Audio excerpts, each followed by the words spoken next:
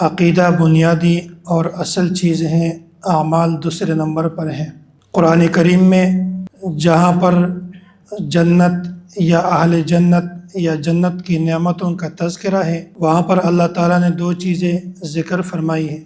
Number ایک، آمنو، جنت اس انسان کو ملے گا جس کا عقیدہ ٹھیک ہو، جنت اس انسان کو ملے گا جس کا نظریہ ٹھیک ہو۔ وعامل الصالحات، اور جنت اس انسان کو ملے گا جس کے اعمال سنت کے مطابق ہو۔ تو یہ عقیدہ بنیاد ہیں اور اصل چیز ہیں، اعمال فرع ہیں، دوسرے نمبر پر ہیں۔ تو جس انسان کا عقیدہ خراب ہو وہ انسان کبھی بھی جنت میں داخل نہیں ہو سکتا۔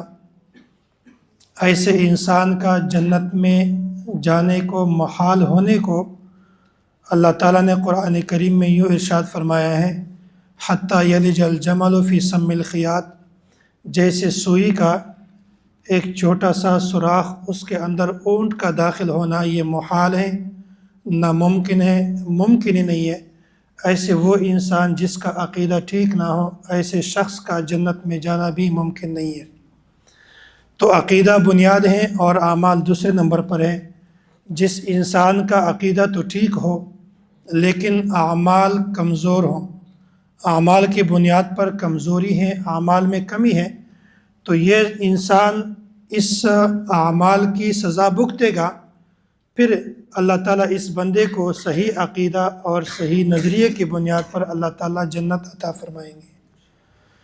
تو یہ مطلب ہے کہ انسان کا عقیدہ ٹھیک ہونا چاہیے، اعمال اگرچہ کمزور کیوں ہی نہ ہو، اللہ تعالیٰ اس کو صحیح عقیدے کی بنیاد پر جنت عطا فرمائیں گے۔ تو ان عقائد میں سے ایک ہمارا عقیدہ یہ ہے اللہ تعالیٰ کے وجود کا اور اللہ تعالیٰ کے توحید کا۔ ہم اللہ تعالیٰ کی ذات کو مانتے ہیں نظام کائنات کو بنانے کے لیے، اللہ تعالیٰ کو ایک مانتے ہیں نظام کائنات کو چلانے کے لیے۔ اگر آپ چاہتے ہیں کہ نظام کائنات بنے بھی، صحیح طریقے سے چلے بھی، تو آپ نے اللہ کو ماننا بھی ہے اور آپ نے اللہ کو ایک ماننا ہے۔ اگر ہم اللہ کو نہ مانیں تو نظام کائنات بنتا نہیں۔ اللہ کو مانیں لیکن ایک نہ مانیں، کئی مانیں، تو پھر نظام کائنات چلتا نہیں۔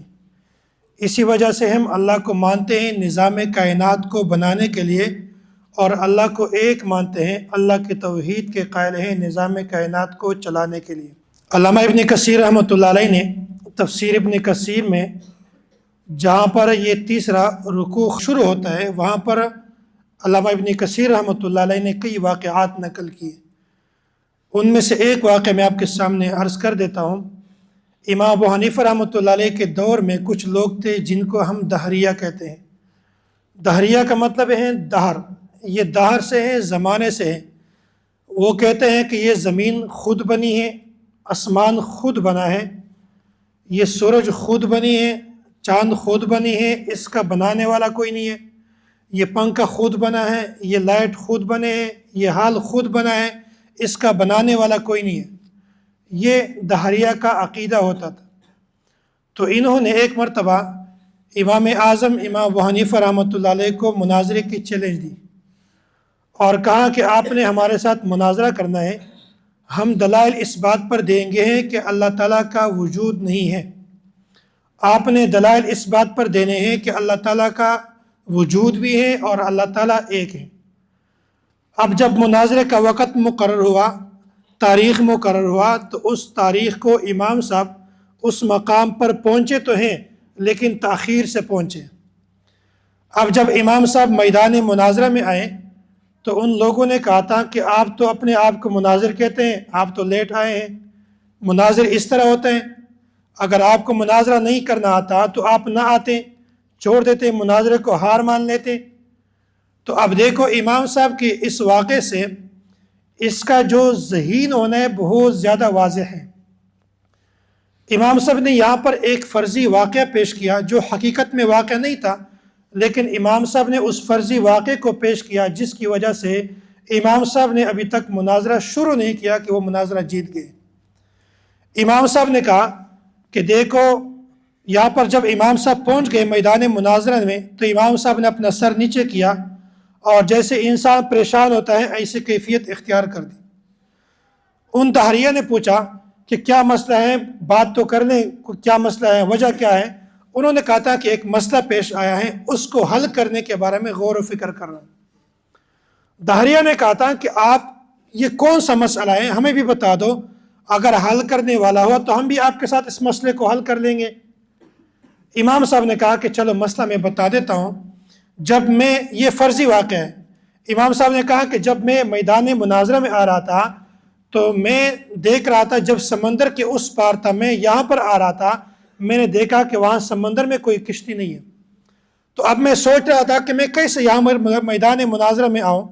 امام صاحب نے کہا تھا کہ میں دیکھ رہا ہوں کہ وہاں پر ایک قریب درخت ہیں، وہ درخت خود کٹ کر میرے سامنے آ گئی، اور پھر میں دیکھ رہا ہوں کہ بغیر مستری کے، بغیر مزدور کے وہ درخت کٹنے لگی اور اس سے تختے بننے شروع ہو گئے، پٹیاں بننی شروع ہو گئی ہے، اور پھر میں دیکھ رہا ہوں کہ اس پٹوں سے بغیر مستری کے کشتی بننی شروع ہو گئی ہے، کشتی خود بخود بن گئی ہے، اور پھر میں کچھ عرصے کے بعد دیکھ رہا ہوں کہ وہ کشتی پانی میں گئی اور بغیر ملاح کے وہ پانی میں خود چل پڑی ہے۔ اب جب امام صاحب نے یہ واقعہ ان کو بتایا تو انہوں نے کہا تھا کہ آپ تو بالکل پاگل لگ رہے ہیں، ہم تو سمجھ رہے ہیں کہ آپ مناظر ہیں، آپ کیسی کیسی باتیں کر رہے ہیں، ایک درخت بغیر مزدور کے کٹ سکتی ہے، ایک کشتی بغیر مستری کے بن سکتی ہے، ایک کشتی بغیر ملاح کے چل سکتی ہے، یہ ہو ہی نہیں سکتا۔ تو امام صاحب نے کہا تھا کہ جب ایک کشتی بغیر ملاح کے چل نہیں سکتی، بغیر مستری کے بن نہیں سکتی، تو اتنا بڑا نظام کائنات یہ خود بخود بنتا ہے۔ یہ امام صاحب نے ایک فرضی واقعہ بیان کیا، حالانکہ حقیقت میں نہیں تھا۔ اب امام صاحب ان کو بات سمجھا رہے ہیں کہ دیکھو، جو شخص کہیں کہ کشتی خود بخود بنی ہے، یہ کشتی خود بخود چل پڑی ہے، تو ان کو بھی غلط کہنا چاہیے۔ جو کہتے ہیں کہ نظام کائنات خود بنا ہے، اس کے بنانے والا کوئی نہیں ہے، اس کو بھی غلط کہنا چاہیے۔ لہٰذا اگر آپ چاہتے ہیں کہ یہ کشتی صحیح رخ پہ چلے تو آپ کو ملاح ماننا پڑے گا۔ اگر آپ چاہتے ہیں کہ اس کشتی کے ملاح نہ ہو یا ملاح ہو تو وہ ایک سے زائد ہو، تو پھر بہت بڑا خطرہ ہے۔ اگر آپ چاہتے ہیں کہ اس نظام کائنات کے بنانے والا جو خدا ہے وہ نہ ہو، پھر بھی خطرہ ہے، ہو ایک سے زائد ہو، پھر بھی خطرہ ہے۔ اگر آپ چاہتے ہیں کہ میری کشتی صحیح رخ پہ چلے تو آپ کو ملاح بھی ماننا پڑے گا اور ایک ماننا پڑے گا۔ اگر آپ چاہتے ہیں کہ نظام کائنات صحیح رخ پہ چلیں تو آپ کو خدا بھی ماننا پڑے گا اور ایک ماننا پڑے گا۔ امام صاحب نے ان کے سامنے یہ فرضی واقعہ پیش کیا اور وہ اتنے متاثر ہوئے کہ اس علامہ ابن کثیر رحمۃ اللہ علیہ نے لکھا ہے کہ جتنے بھی وہاں پر دہریہ بیٹھے ہوئے تھے ان سب نے امام صاحب کے ہاتھ پر ہاتھ رکھ کر بیعت کی ہیں اور اسلام قبول کر دیا۔